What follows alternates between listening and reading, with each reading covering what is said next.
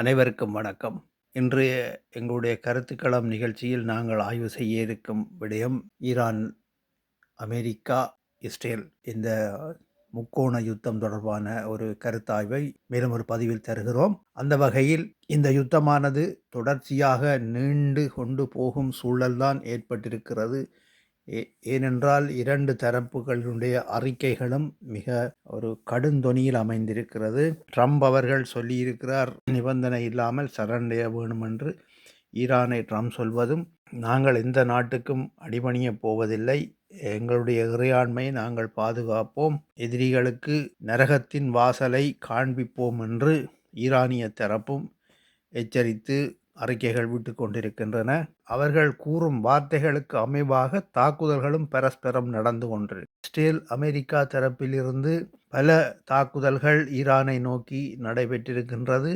அதேபோல ஈரானிலிருந்து இஸ்ரேலை நோக்கி சரமாரியான தாக்குதல்களும், அமெரிக்காவின் தளங்களை நோக்கிய சரமாரியான தாக்குதல்களும் நடைபெற்று பெரும் சேதங்கள் ஏற்பட்டிருக்கின்றது என்று அறிய முடிகிறது. அதே நேரம் துபாயில் உள்ள விமான நிலையம் தாக்கப்பட்டிருப்பதாக பிந்திய செய்தி ஒன்று வருகின்றது. அந்த வகையில் பார்க்கும் பொழுது இந்த யுத்தம் தொடர்ச்சியாக நீண்டு செல்லும் அளவுக்குத்தான் தயார்படுத்தப்பட்டு விட்டது. கடந்த பதிவில் நாங்கள் குறிப்பிட்டது இருந்தது போல அமெரிக்கா ஏதோ ஒன்று நினைத்து இந்த யுத்தத்தை ஒரு தவறான கணிப்பீட்டின்படி ஆரம்பித்ததன் விளைவாக இந்த யுத்தத்திலிருந்து விலகி செல்ல முடியாத ஒரு நிலைக்கு சென்று விட்டது அமெரிக்கா. ஒரு வழியாக இஸ்ரேல் அமெரிக்காவை கொண்டு வந்து இந்த யுத்தத்துக்குள் செருகி இறுதியாக அது இரண்டு தரப்புக்கு மிக மோசமான பாதிப்பை உண்டு பண்ணி வருவதாகவே கணிக்க முடிகிறது. இஸ்ரேலும் அமெரிக்காவும் நினைத்தது போல் இந்த யுத்தம் நகர்ந்து விடவில்லை. ஈரான் நினைத்தது போல் நகர்ந்து கொண்டிருக்கின்றது இந்த யுத்தம். ஈரான் நீண்ட காலமாக தயார்படுத்தி வைத்திருந்த சகல தன்னுடைய ஆயுதங்கள் எல்லாவற்றையும் எடுத்து பாவிப்பதற்கு ஆரம்பித்திருக்கிறது. இது அமெரிக்காவுக்கும் இஸ்ரேலுக்கும் மிகவும் மோசமான விளைவுகளை உண்டாக்கி வருவதாக செய்திகள் மூலம் அறிய முடிகிறது. அதே நேரம் புதிய சாகசங்களும் இந்த யுத்தத்திலிருந்து சாகச சம்பவங்கள் போல நடைபெற்றிருக்கிறது. அது என்னவென்றால் விமானத்திலிருந்து நேரெதிராக நின்று விமானத்தை தாக்கி அழிக்கப்பட்டிருக்கிறது. ஈரானுடைய விமானம் ஒன்று இஸ்ரேலிய விமானம் ஒன்றால் தாக்கி அழிக்கப்பட்டிருக்கிறது. இது ஒரு குறிப்பிடத்தக்க செய்தியாக பரவி வருகிறது. அதே நேரம் ஈரான் தனது சக்தி வாய்ந்த ஏவுகணைகளை இஸ்ரேல் மீது ஏவி சர்வநாசம் செய்து வருகிறது. இது எப்படி இந்த யுத்தம் நகர்ந்து விட போகிறது என்றால் பிராந்திய மோதலாக மாறிவிட்டது. இது இப்போ உலகளாவிய ஒரு யுத்தமாக மாறுவதற்குரிய ஒரு விளிம்பு நிலையில் நிற்கிறது. இதனை தடுக்க வேண்டும். தடுத்து விடாவிட்டால் உலகளாவிய ரீதியில் ஒரு பாரிய அழிவுக்கான இந்த யுத்தம் நகர்ந்து விடும் என்று அஞ்சப்படுகிறது. அந்த வகையில்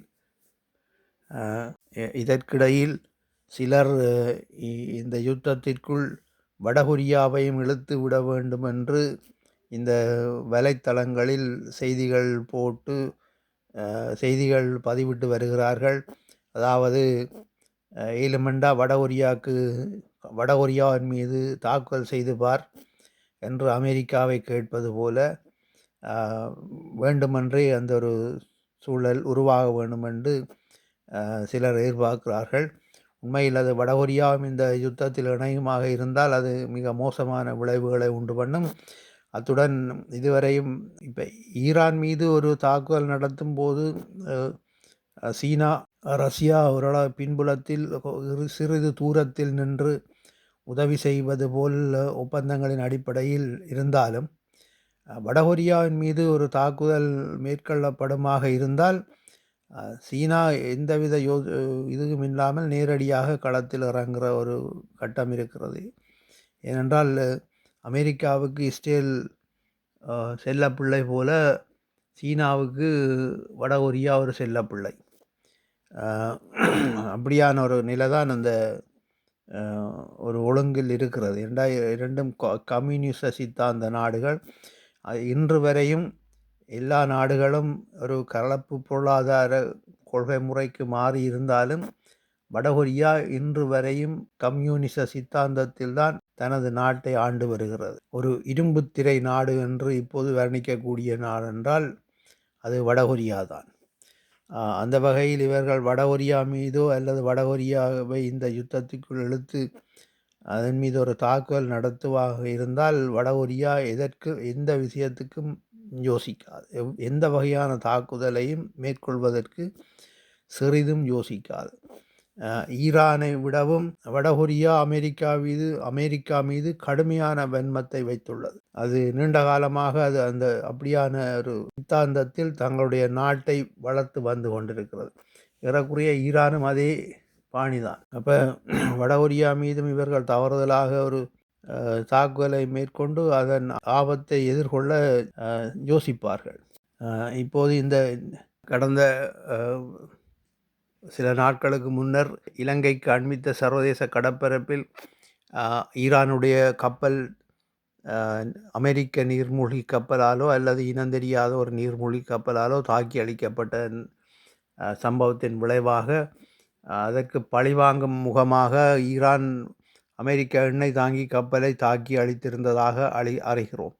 இப்படி ஒவ்வொரு நாடு அமெரிக்காவும் ஈரானும் இஸ்ரேலும் பரஸ்பரம் தங்களுக்குள் அழிவுகளை ஏற்படுத்தி இந்த தங்களுடைய வெற்றியை சுவீகரித்துக் கொள்வதற்கு மேலும் பாடுபடுகிறார். அதற்குள் குர்திஸ் தீவிரவாதிகளுக்கு ஆயுதங்களை வழங்கி அவர்கள் மூலம் அமெரிக்கா ஈரானுக்குள் ஒரு தாக்குதலை நடத்தி ஈரானின் ஸ்திரத்தன்மையை குழப்ப வேண்டும் என்று கருதுகிறது.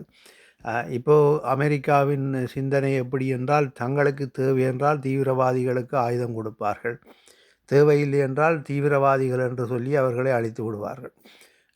இந்த தீவிரவாதிகள் என்று சொல்லப்படும் குர்திஸ் என்றது அவர்களும் ஒரு தனி இனம். அவர்கள் விடுதலை போராட்டம் நீண்ட காலமாக விடுதலை கேட்டு போராடி கொண்டிருக்கிறார்கள். அவர்களுக்கு ஆயுதம் கொடுப்பதும் அவர்களை பகடைக்காய் போல பயன்படுத்துவதும் பிறகு கைவிடுவதுமாகத்தான் இந்த அமெரிக்காவினுடைய நகர்வுகள் கடந்த காலங்களில் போய்கொண்டிருக்கிறது. இது எல்லாம் ஒரு தர்மம் அல்ல. அவர்கள் ISIS தீவிரவாதிகளுக்கு ஆயுதம் கொடுத்து அவர்களே தாக்கல் நடத்த பண்ணி அப்புறம் அவர்களை தீவிரவாதிகள் பயங்கரவாதிகள் என்று பட்டமும் சூட்டி வைத்திருப்பார்கள். இது ஒரு மாறுபாடான கொள்கை. ஒரு வல்லாதிக்க நாடென்ற வகையில் அது தன்னுடைய பலத்தின் மூலம் வலிமை குறைந்த ஒரு ஸ்திரத்தன்மையற்ற நாடுகளை ஒழுங்குபடுத்தி வழிப்படுத்த வேண்டியது தான் அது உண்மையான ஒரு மனித பண்பும் ஒரு வல்லமை உள்ளவன் செய்ய வேண்டிய வேலை. ஆனால் இந்த வல்லாதிக்க நாடென்று தங்களை அறிமுகப்படுத்தி கொண்டு தாங்கள் வலிமை குறைந்த நாடுகளை சுரண்டி திருடி தங்களுடைய நாட்டை வளப்படுத்தி கொள்ளும் ஒரு மட்டமான சிந்தனையில்தான் சில நாடுகள் இருக்கிறது. இப்போது முன்னைய காலத்திலும் கூட அவதானித்தால் போர்த்துகீயர்கள் எங்களுடைய நாடுகளில் வந்து பெரும்பாலான வளங்களை சுரண்டித்தான் சென்றிருந்தார்கள். ஒல்லாந்தரும் அப்படித்தான். ஆங்கிலேயர் எங்கள் நாட்டிலிருந்து பல வளங்களை சுரண்டி எடுத்தாலும் அவர்களும் எவ்வளவோ இதுகளை செய்து போட்டு டெவலப்மெண்ட் தங்களுடைய ஆளுகைக்கு உட்பட்டிருக்கிற பகுதி கண்டு வீதிகளை அபிவிருத்தி செய்து பாலங்களை போட்டு அப்படியெல்லாம் செய்திருக்கிறார்கள். ஆனால் அவர்கள் எங்களுடைய நாடுகளில் இருந்த வளங்களை சுரண்டி தங்களுடைய நாடுகளை ஸ்திரப்படுத்தி கொண்டார்கள். இன்றும் அதே நிலைமை தான் தொடர்கிறது. இந்த எண்ணெய்கள் இருக்கிற இடங்களெல்லாம் தங்களுடைய ஆளுகைக்குள் தங்களுக்கு சாதகமான நிர்வாகத்தின் கீழ் இருக்க வேண்டும் என்று அமெரிக்கா விரும்புகிறது. அதற்கு தங்களுடைய இராணுவ பலத்தை பிரயோகிக்கிறது. ஆனால் இந்த நிலைமை எவ்வளவு காலத்துக்கு நீடிக்கும் என்று அவர்களுக்கு தெரியவில்லை. எத்தனையோ சாம்ராஜ்யங்கள் எல்லாம் ஒரு குறிப்பிட்ட காலத்துக்கு பிறகு சரிந்து போயிருக்கிறது. அது எவ்வளவு பெரிய வலிமை இருந்தாலும் அதுக்கு மாற்றான ஒரு சக்தி கொண்டு வந்து அதை இல்லாமலாக்குவது இயற்கை நியதி. அந்த வகையில் அமெரிக்கா இன்று உலகளவில் ஒரு வல்லாதிக்க நாடென்று தன்னை அறிமுகப்படுத்தி கொண்டு அதனோடு இணைந்த நேச நாடுகளும் ஒரு வறுமையான நாடுகளுக்கு அவர்களை தொடர்ந்து அழித்து தங்களுடைய வளங்களை தங்களுடைய பிழைப்பை நடத்தி கொண்டிருக்கிறார்கள். இதொரு நீதிக்கு புறம்பான செயல். இது இவர்களுடைய நாடுகளை எதிர்காலத்தில் இந்த மற்ற நாடுகள் ஆக்கிரமிக்கும் நிலைமைக்கு கூட கொண்டு வரலாம். இது அது அப்படி நடக்காது என்று சொல்வதற்கு இல்லை. ஏனென்றால் இயற்கை நியதி மாறுபட்டு கொண்டிருக்கும். அப்போ ஒரு மோசமான நிர்வாக தலைமை ஒன்று அமெரிக்காவிற்குள் வந்துவிட்டால் அது அந்த அமெரிக்க சாம்ராஜ்யம் அழிந்து போவது என்றது ஒரு கொஞ்ச நாட்களிலே நடந்துவிடும். அது கண் முன்னே நடந்த உதாரணங்கள் சோவியத் யூனியன் அமெரிக்காவை விட மிகப்பெரிய சாம்ராஜ்யமாக பெரிய கட்டமைப்பாக இருந்தது. அது 91ஆம் ஆண்டு அளவில் 90ஆம் ஆண்டு அளவில் கோப்பச்சேவ் அவர்கள் நிர்வாகத்தில் நாடு முழுக்க வறுமையாகி அந்த சோவியத் யூனியனை உடைஞ்சு ரஷ்யா இனி சகிக்க முடியாத வறுமை நிலைக்கு தள்ளப்பட்டிருந்தது. பிறகு புட்டின் அதற்கு தலைமையேற்று வந்து இப்போது தான் அவர் மிக திரும்பவும் சோவியத் ரஷ்யாவை பலப்படுத்தி வைத்துக்கொண்டு தங்களுடைய ஒரு வலிமையை நிலைப்படுத்தி பொருளாதாரத்திலும் முன்னேறி வந்து கொண்டிருக்கிறார். அப்படி வளர்ந்து கொண்டு வாரது கூட பொறுக்க முடியாமல் அந்த ரஷ்யாவிற்கு எதிராக தீட்டப்பட்ட சதி திட்டங்களின் நடவடிக்கைகளில் ஒன்றுதான் உக்ரைன் தாக்குதல். இது போன்ற ஒரு திட்டத்துடன் தான் சீனா ஒரு மிக பொருளாதார ரீதியாக மிகப்பெரிய ஒரு சக்தியாக வளர்ந்து வருவதுடன் இராணுவ வலிமையையும் வைத்து கொண்டிருப்பது அமெரிக்காவுக்கு மிகப்பெரிய அச்சுறுத்தல். அதன் அடிப்படையில் அதற்கு உறுதுணையாக எண்ணெய் வளங்கள் சக்தி வளங்களை விநியோகிப்பதற்கு முக்கியமான நாடாக ஈரான் இருந்து கொண்டிருக்கிறது. ஏற்கனவே இந்த ஈரானின் மத கொள்கை அடிப்படைவாத கொள்கை என்ற ரீதியிலே அமெரிக்கா அதற்கு எதிரான சிந்தனையில் ஈரானை முடக்க வேண்டும் என்று நினைத்திருந்தது. ஆனால் ஈரானை சீனா தனது கைக்குள் வைத்துக்கொண்டு எண்ணெய் வளங்களை இறக்குமதி செய்து அதில் அந்த நாடுகளுடன் பரஸ்பர ஒத்துழைப்பு கொண்டு ஈரானும் பெரிதளவும் பின்தங்கி விடாத அளவுக்கு சீனாவும் ஒரு சிறிய திட்டங்களை உதவிகளை வழங்கி வியாபார தொடர்புகளை வைத்துக்கொண்டு தனது பொருளாதாரத்தை வலுவாக வைத்திருந்தது. சீனாவின் முதலீடுகளில் ஒரு பகுதியாக வெனிசுலாவில் உள்ள எண்ணெய் வள நிலையங்களை புனரமைத்து அது வெனிசுலாவுடன் வர்த்தக ஒப்பந்தம் செய்து வைத்திருந்த நிலையில்தான் வெனிசுலாவை முதலில் அவர்கள் தாக்கி அந்த நாட்டு ஜனாதிபதியை கைது செய்து அங்கு அமெரிக்காவில் கொண்டே அடைத்து வைத்திருக்கிறார்கள். இது எல்லாம் மற்ற நாடுகள் தங்களுடைய நாடுகளை விட வளர்ந்து வரக்கூடாது என்ற ஒரு பொறாமை நிமித்தம் நடத்தப்படும் தாக்குதல். சீனாவினுடைய வியாபார தந்திரத்துக்கு முன்னால் இப்போது உலகம் ஈடு கொடுக்க முடியாமல் இருக்கிறது. ஐரோப்பாவும் அமெரிக்காவும் சேர்ந்து எதிர்த்தாலும் சீனாவினுடைய வியாபார தந்திரம் பல மடங்கு வலிமையானது. அத்துடன் அந்த நாட்டின் உட்கட்டமைப்பு வசதிகளும் பிரம்மாண்டமான செயல் திட்டங்களும் அந்த நாட்டை ஒரு மற்ற நாடுகளிலிருந்து வேறுபடுத்தி பிரமிக்க வைக்கிறது. நாங்கள் இந்த வலைத்தளங்களின் மூலமும் செய்திகள் மூலம் அறியும் விடயங்களின்படி பார்த்தால் இன்றைய சீனா மற்ற புற நாடுகள் உலகமெல்லாம் 2026ஆம் ஆண்டில் வாழ்ந்து கொண்டிருந்தால் சீனா 2040ஆம் ஆண்டில் வாழ்கிறது என்று கருத்து தெரிவிக்கிறார்கள். உண்மையில் அவர்களுடைய தொழில்நுட்ப வசதிகள் போக்குவரத்து, நீர் மேலாண்மை, விவசாயம், உற்பத்திகள், உள்நாட்டு நிர்வாக கட்டமைப்பு, சட்டம் ஒழுங்கு இதுகளெல்லாம் நேர்த்தியாக கட்டமைக்கப்பட்டு ஒரு எதிர்கால உலகுக்கு முன்னுதாரணமான நாடாக சீனா வளர்ந்து வருகிறது என்பதில் மாற்று கருத்தில்லை. வளர்ந்து விட்டது சீனா. 140 கோடிக்கும் அதிகமான சனத்தொகையை உடைய ஒரு நாடு தன்னுடைய மனித வளத்தை எவ்வளவு நுட்பமாக பயன்படுத்தி அந்த பாவனையிலிருந்து தங்களுடைய உற்பத்திகளை, தொழில்நுட்ப வசதிகளை, தொழிற்துறை மேலாண்மையை வளர்த்து நாட்டு பெற்றோடு அந்த மக்கள் தங்களுடைய வளர்ச்சியை கட்டமைத்து விட்டார்கள். அந்த நாட்டில் மதங்களுக்கு முன்னுரிமை இல்லை, சாதி மதங்களுக்கு முன்னுரிமை இல்லை. சட்டம், அரச நிர்வாகத்தின் மூலம் சகல பிறைகளுக்கும் பாதுகாப்பு, இதுதான் அவர்களுடைய வளர்ச்சிக்கு ஒரு அடித்தளமான கட்டுமானம். ஆனால் மற்ற நாடுகளிலும் எல்லாம் இருக்கிறது. ஆனால் அவர்கள் அதை வலுவாக வைத்து கொண்டார்கள். இலங்கை இந்தியாவில் 140 கோடி சனம் இருக்குது. அங்கே சட்டமும் இல்லை. சட்டம் காசு உள்ளவனுக்கும் வேறு சட்டம், காசு இல்லாதவனுக்கு வேறு சட்டம், சாதி தேவையான அளவுக்கு இருக்குது. அரசாங்கத்திலேயே சாதி இருக்குது. அப்போ அவர்கள் இன்னும் மனித பண்புக்கு வளராத ஒரு இனமாக இருந்து கொண்டிருக்கிறார்கள். அதனால் மதத்துக்கும் சாதிக்கும் தான் அங்கே முன்னுரிமை. அப்போ அதை வந்து இன்னும் ஒரு இன்னும் ஒரு மிகவும் பின்தங்கிய வாழ்க்கையில் தான் இந்தியாவை வைத்திருக்கிறார்கள் ஆட்சியாளர்கள். மக்களுக்கு பாதுகாப்பு இல்லை. இந்த வலைத்தளங்களின் கூற்றுகளின்படி பொதுமக்களின் வாழ்க்கை முறைகள் அங்கங்கே சிதிலமடைந்து வாழ வைக்கப்பட்டு கொண்டிருக்கிறார்கள். ஒரு அரசாங்க நிர்வாகத்தின் மூலம் பாதுகாப்பு இருக்கென்று மக்கள் உணராத அளவான நிர்வாகம்தான் இந்தியாவிலேயும் இலங்கையிலும் இருக்கிறது. இலங்கையிலும் அரச நிர்வாகத்தின் மூலம் பொதுமக்களுக்கு பாதுகாப்பு இல்லை என்ற நிலைமைதான் இன்று வரை கூட இருக்கிறது. ஆனால் இந்த அனுரகுமார திசாநாயக்க அரசு கடுமையான நடவடிக்கைகளை எடுக்கும் என்று தான் எதிர்பார்க்கிறார்கள். அவர்களோட பொருளாதார ஸ்திரத்தன்மை இன்மையால் பிற நாடுகளின் தலையீடுகளுக்கு உட்படுவதால் மனித உரிமைகள் அது என்று மற்றவர்கள் கதைக்கிற மற்ற நாடுகள் குற்றஞ்சாட்டுற ஒரு காரணத்தை வைத்துக்கொண்டும் உள்ளார்ந்த ஒரு தமிழர் பகுதிகள் சீரழிய வேணும் என்ற ஏற்கனவே கட்டமைத்து வைக்கப்பட்ட அந்த புலனாய்வு கட்டமைப்பின் நடவடிக்கைகளின் தொடர்ச்சியின் காரணமாக அந்த நாடுகள் இன்னும் சீர்கட்ட நிலையில் தான் இருக்கிறது. ஆனால் இவர்கள் இந்த அனுரகுமார திசாநாயக்க அரசை பொறுத்தவரையில் அவர் நாடு நல்ல மாதிரி வர வேண்டும் என்றதில் முக்கியமான உள்ளார்ந்த சிந்தனை உள்ளவர்கள் அவர்கள் ஏற்படுத்துவார்கள் என்று நம்பலாம். அது நடந்த பிறகு நாங்கள் அதை பற்றி பார்ப்போம். அப்படி இப்போ இந்த யுத்தம் மூலம் ஆசிய நாடுகள் மற்ற உலக நாடுகள் எல்லாம் எண்ணெய் வள பிரச்சனையை எதிர்கொண்டிருக்கிறது. வளைகுடாவில் உள்ள ஹோர்முஸ் பாரசீக நீரிணையை மூடியிருக்கிறார்கள்.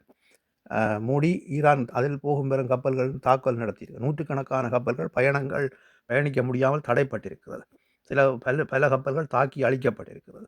இதனால் எண்ணெய்கள் அந்தந்த நாடுகளுக்கு சென்று சேர வேண்டிய மசகு எண்ணெய் சென்று சேராததால் எண்ணெய் வள தட்டுப்பாடு ஏற்பட்டிருக்கிறது.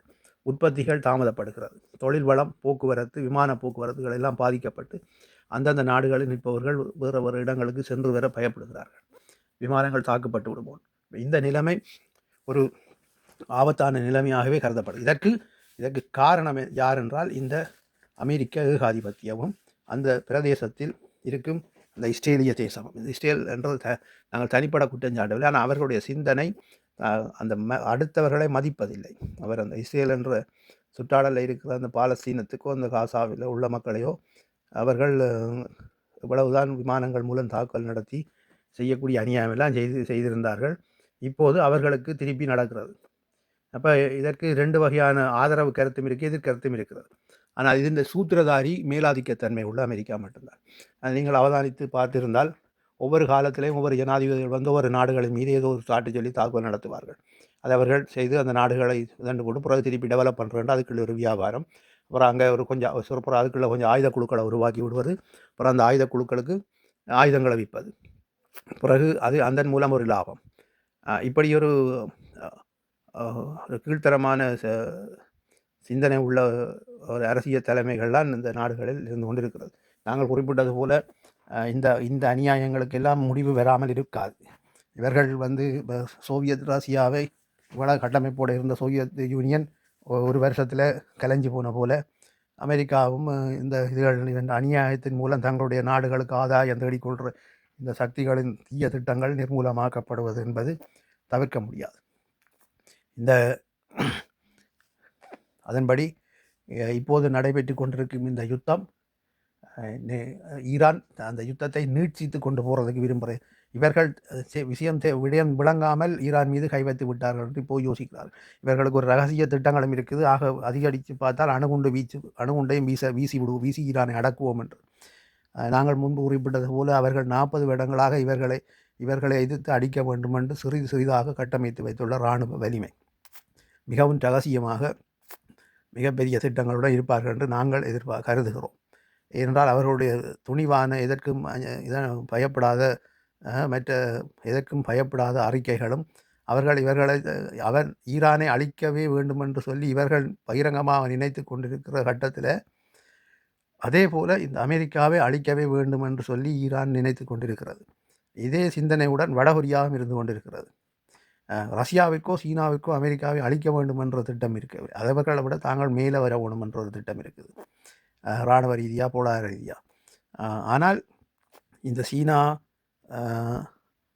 வடகொரியா இந்த 2 நாடும் அமெரிக்காவை அழிக்க வேண்டும் என்று அழிப்போம் என்ற ஒரு இதில் தான் அவர்களுடைய சிந்தனை போக்குகள் இருக்கிறது. அப்போ இவர்கள் எந்த எல்லைக்கும் போனாலும் அவர்களும் தங்களால் முடிந்த அளவு எந்த எல்லைக்கும் போவார்கள் என்பதில் மாற்றுக்கிறதில்லை. அமெரிக்கா தனக்கு தெரிந்த வரையில் ஈரானையோ இந்த வடகொரியாவையோ அடக்குவதற்கு, இதற்குள் வடகொரியாவுக்கு சம்பந்தமில்லை, இந்த ஈரானை அடக்குவதற்கு எந்த எல்லைக்கும் போவார்கள் என்ற சிந்தனை ஒன்று இருக்குமாயிருந்தால் இந்த ஈரானும் இந்த அமெரிக்காவையும் இஸ்ரேலையும் அழிப்பதற்கு எந்த எல்லைக்கும் போக மாட்டாது என்று நாங்கள் சொல்ல முடியாது. அவர்களிடம் ரகசியமாக என்னென்ன ஆயுதங்கள் எப்படி வைத்திருக்கிறார்கள் என்று இன்னும் யாருக்கும் தெரியாது. அதேபோல் நாங்கள் முன்பு குறிப்பிட்டது போல இந்த யுத்தத்தை இவர்கள் ஆரம்பித்து விட்டார்கள். ஈரான் இந்த யுத்தத்தை நிறுத்தினாலே அன்றி ஈரான் இந்த யுத்தத்தை தாங்களாக நிறுத்த வேண்டும் என்று நினைத்து, அதாவது தங்களுடைய எதிர்த்தாக்குதல் எதிரியை தாங்கள் நினைத்த அளவு சேதப்படுத்தி விட்டது என்று நினைக்கும் பட்சத்தில் அந்த யுத்தத்தை அவர்கள் நிறுத்துவார்கள். அப்படி நிறுத்தினாலே அன்றி அமெரிக்காவாலோ இஸ்ரேலாலோ அல்லது வேறு எந்த நாடுகள் சேர்ந்து தாக்குதல் செய்தாலும் ரஷ்யாவும் சீனாவும் வடகொரியாவும் பின்புலம் இருக்கும் வரை அவர்களை நெருங்கவே முடியாது. இழப்புகள் பரஸ்பரம் வரும், அதில் மாற்று கருத்தில்லை. மிகப்பெரிய இழப்புகள், அழிவுகள் வரும். ஆனால் யுத்தத்தை ஈரானை தாக்கி அழித்து நிறுத்துவது என்பது பகல் கனவு. ஈரான் தானாக நிறுத்தினாலே அன்றி இந்த யுத்தத்தை நிறுத்த முடியாது. ஈரான் தானாகவே இந்த யுத்தத்தை நிறுத்த வேண்டும் என்றால் அது தனது தாக்குதலின் மூலம் எதிரி கணிசமான அளவு அழிந்து விட்டான் என்று அந்த நாடு திருப்திப்பட வேண்டும். அப்படி திருப்திப்பட்டால்தான் அது அந்த யுத்தத்தை நிறுத்தும். அதுவரைக்கும் இது நீண்டு கொண்டுதான் போகிறது. அதனைத்தான் உலக வல்லரசுகளும் விரும்புகிறது. ரஷ்யா, சீனா உட்பட சில நாடுகள், ரஷ்யாவும் சீனாவும் இந்த யுத்தம் நீண்டு கொண்டு போகணும் என்று தான் விரும்புகிறது. அமெரிக்காவை அங்கே ஒரு பொறிக்குள் மாட்ட வைத்து கொண்டு மேலும் நிர்மூலமாக வேண்டும் பொருளாதார ரீதியாக என்ற ஒரு திட்டத்தில் அவர்கள் இந்த பின்புலத்தை கொடுத்து கொண்டிருக்கிறார்கள். ஆகவே இந்த யுத்தம் நீண்டு கொண்டு போகும் என்பதுதான் எங்களுடைய கருத்து. இடையில் நிறுத்த வேண்டும் என்பது எங்களுடைய விருப்பம். யுத்தம் நின்றுவிட வேண்டும் என்பது எங்களுடைய விருப்பம். ஆனால் ஆய்வுகளின்படி இது நீண்ட ஒரு யுத்தமாக நகர்ந்து கொண்டு போகிறது என்பதுதான் எங்களுடைய கருத்து. நன்றி. உங்களுடைய கருத்துக்களை இந்த பதிவிடலாம். விமர்சனங்கள் வரவேற்கப்படுகிறது. நன்றி, வணக்கம்.